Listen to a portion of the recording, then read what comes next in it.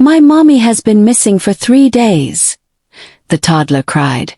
Then the billionaire opened the door.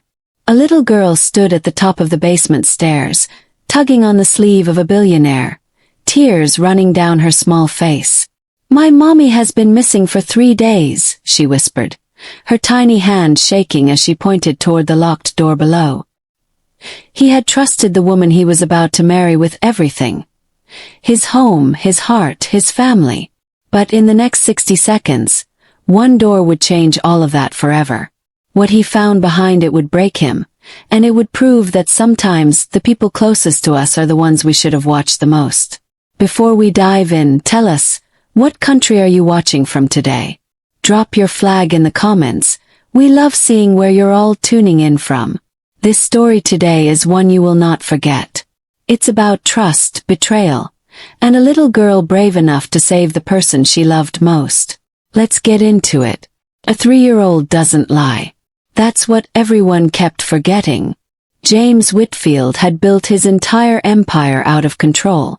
At 45 years old, he ran 3 companies, sat on the board of 2 more, and owned a mansion on the edge of a quiet Georgia town that looked more like a small country than a house. Marble floors. A wine cellar bigger than most people's apartments. A view of rolling hills that stretched out further than the eye could follow. He had everything money could buy. What he didn't have, what he had never quite managed to hold on to, was peace. James had lost his wife 6 years earlier. Cancer. It had taken her slow, piece by piece, and it had taken something out of him too, something he never quite got back. After she passed, the big house had gone quiet in a way that made even the staff whisper when they walked through the halls. James threw himself into work because work didn't ask him questions he couldn't answer. Work didn't remind him of empty chairs at the dinner table. 2 years ago, he had hired Mia Coleman. Mia was 42, sharp-eyed, and steady in a way that made people trust her the moment she walked into a room. She had come to the Whitfield estate as head housekeeper with a resume full of glowing letters and a toddler on her hip named Harper, barely a year old at the time. Mia's husband had walked out on her before Harper was even born, and she had built a life out of nothing but grit and long hours. When James offered her a small cottage on the property so she wouldn't have to commute an hour each way, Mia had cried right there in his office. It was the first time in years someone had made things easier for her instead of harder. Over 2 years, Mia became more than staff. She learned the rhythm of the house, which windows stuck in the rain, which stairs creaked at night, what kind of tea James liked when he'd had a hard call with the board. And little Harper, now 3 years old, became something the whole household adored. She had this laugh that carried down hallways. She left crayon drawings taped to the refrigerator that the cook refused to throw away.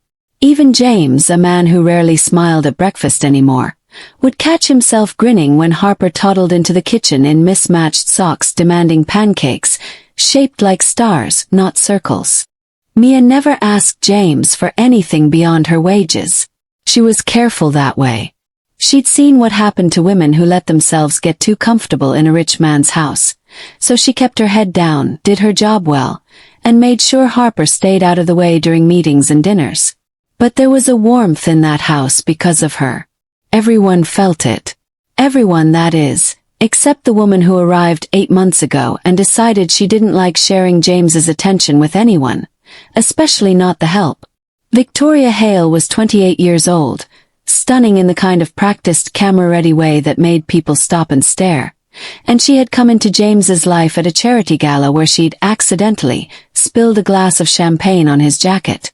James, lonely in a way he didn't like to admit, had found her charm intoxicating. She laughed at his jokes. She asked about his late wife with what seemed like genuine tenderness. She told him 3 weeks in that she had never met a man who made her feel so safe. James proposed 5 months later. Everyone around him, his lawyer, his sister, even his own driver, had quietly suggested he slow down. James hadn't listened. He was tired of being alone in that big house, and Victoria filled the silence. But almost as soon as she moved in, the silence was replaced with something else. started small. Victoria complained that Mia looked at her the wrong way. She said the house didn't run efficiently enough, that Mia was too familiar with James, that a toddler running through a house this size was a liability and an embarrassment when guests came over. James brushed it off at first. New fiancé, new house, everyone needs time to adjust, he told himself. But the complaints didn't stop. They multiplied. Victoria began rearranging things in the house without asking. She let go of 2 long-time gardeners within her first month, replacing them with people James had never met, people who seemed to answer to her and no one else. She redecorated wings of the house that held photos of James's late wife, boxing up the pictures and calling it, "Making Room for Our Future." And every single time Mia's name came up, Victoria's tone shifted, sweet on the surface, but with something cold underneath, like ice hidden inside a smile. What none of them knew, what Victoria made absolutely sure no one knew, was that she had done this before. Different house, different man, different name even once upon a time. Victoria didn't fall in love with men. She fell in love with what they owned, and she had built a career, quiet and careful, out of marrying her way into fortunes and slowly, patiently, taking control of everything inside them. James's estate, the companies, the land, the accounts with more zeros than Victoria had ever seen in her life, was the biggest prize